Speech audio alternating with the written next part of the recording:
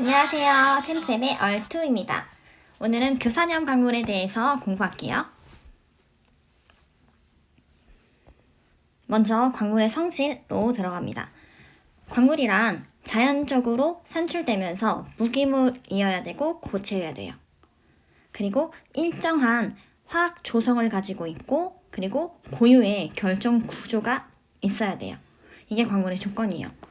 화학식으로 쓸 수 있어야 된다는 얘기예요.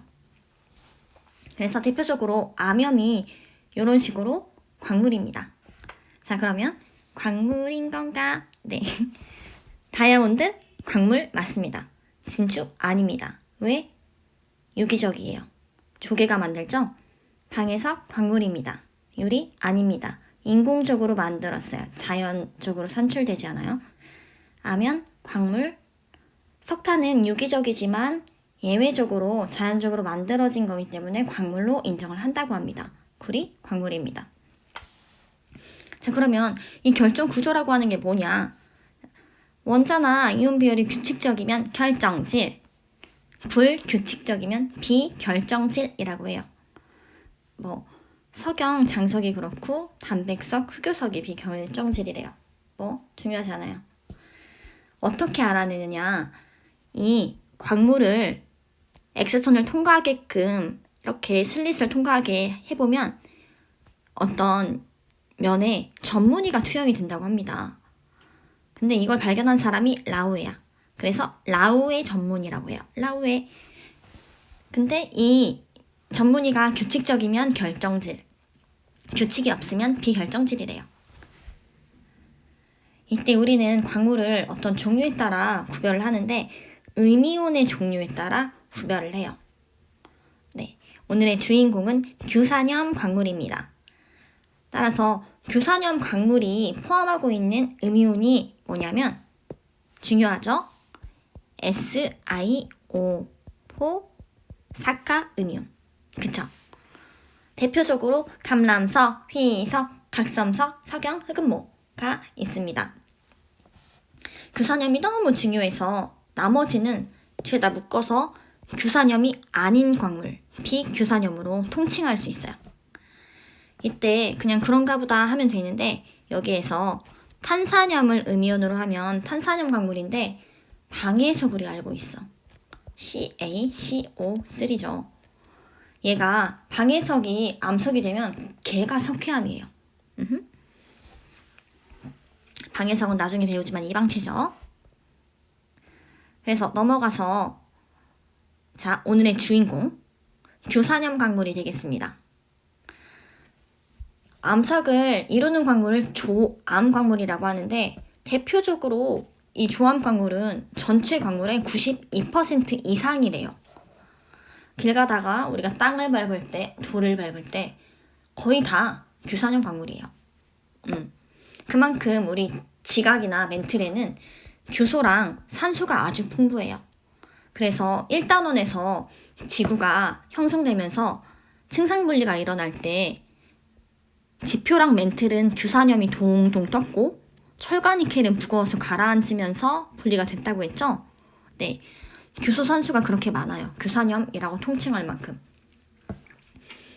규산염 광물의 기본 단위는 SiO4 삼연체 또는 규산염 삼연체입니다.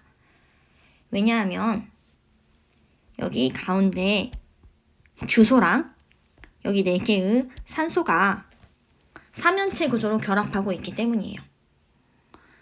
근데 얘는 지금 따져보면 얘가 규소가 사가 양이온이고 산소가 이가 음이온이거든요. 근데 얘가 하나가 있고 얘가 4개가 있으니까 이렇게 되잖아요. 그러면 토탈 사가 음이온이 나오는 거예요. 알았죠? 그래서 규산염 삼연체는 정기적으로 음성적인 성질을 띄어요. 음전화를 띈다는 거죠. 그러면 안정이 되기 위해서 양이온이랑 결합해서 이온 결합으로 중성이 되거나 혹은 산소로 공유하면서 최외곽전자를 채워가면서 안정을 취하거나 그 둘 중에 하나예요. 그러면서 아주 많은 규산염 광물의 다양한 거를 만들어낸다고 합니다. 근데 기본적으로 우리가 구조가 이 5가지로 한정되기 때문에 우리 이 5가지는 상식 느낌으로 알아야 돼요. 광물을요. 자, 먼저 규산염 삼연체가 산소를 1도 공유 결합하지 않고도 온전히 이온 결합만으로 중성으로 평형을 이룰 수가 있어요. 이런 경우에는 산소의 공유 결합을 하지 않았으니까 여기 규소 하나에 산소 4개 온전히 다 있죠. 그래서 Side O의 비율이 1대4예요. 여기가 1, 4 맞죠?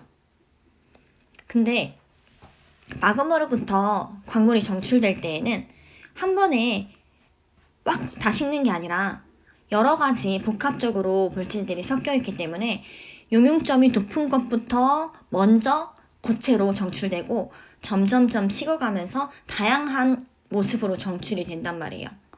그래서 최초로 고온에서 정출된 것들은 이런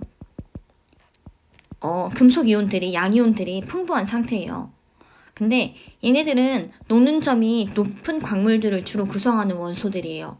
그러다 보니까 얘네가 고온에서 먼저 이온들이 빠져나가면 상대적으로 나중에 정출되는 광물들은 양이온이 부족한 환경에서 정출을 시켜야 돼요. 그렇지만 광물은 분명히 중성이기 때문에 어떤 정기적인 평형을 맞춘 채로 광물이 형성이 돼야 된단 말이에요.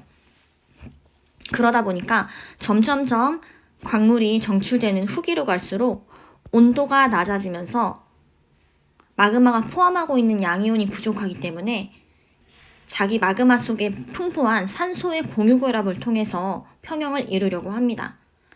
그러다 보니까 점점점 후기로 정출되는 광물일수록 공유하는 산소가 증가해요.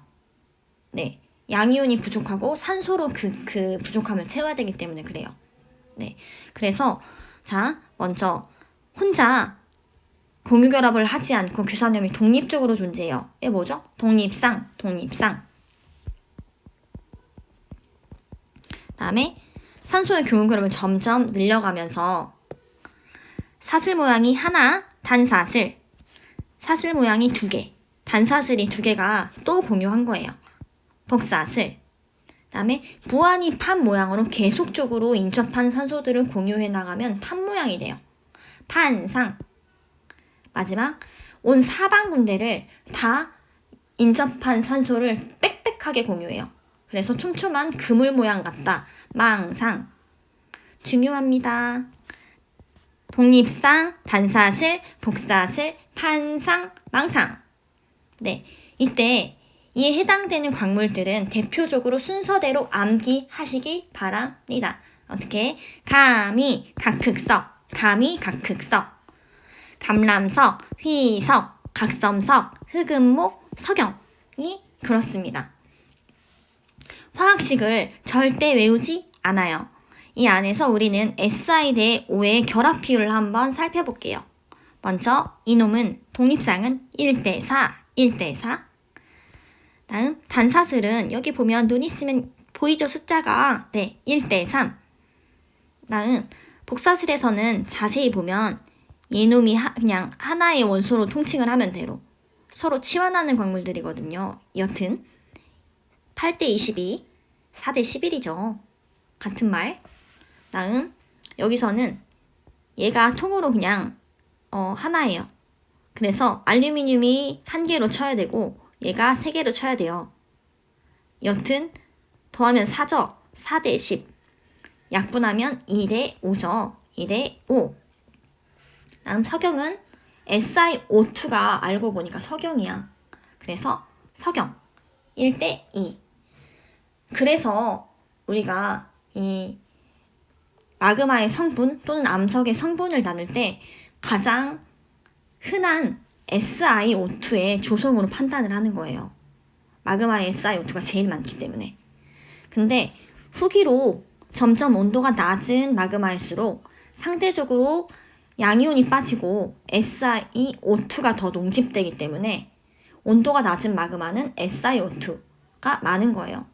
그래서 산성함이 SiO2가 많고 그래서 밝죠. SiO2가 무색이기 때문에. 이럴 때 보통 모래사장에 가면은 싹 다 풍화가 되고 침식되고 그 비바람에도 여전히 남아있는 모래 알갱이들이 거의 대부분의 성분이 석영입니다. 왜냐하면 석영은 망상구조라서 풍화에 아주 강해요. 풍화에 강해요. 네. 쌤 설명 안 한 거 없나요? 네. 이때 혹시라도 Xi 대 O의 비율이 외우기 어렵다 하는 친구들은 힌트 줬죠. 1대 4, 여기가 4대 12 같은 말. 4대 11, 4대 10. 오, 12, 11, 10. 쉽죠? 네, 이렇게 암기하셔도 괜찮습니다. 그래서 광물들이 후기로 정출될수록 점점 이런 시나크, 규소, 나트륨, 칼륨의 함량이 많아지면서 밝고 밀도는 작아져요.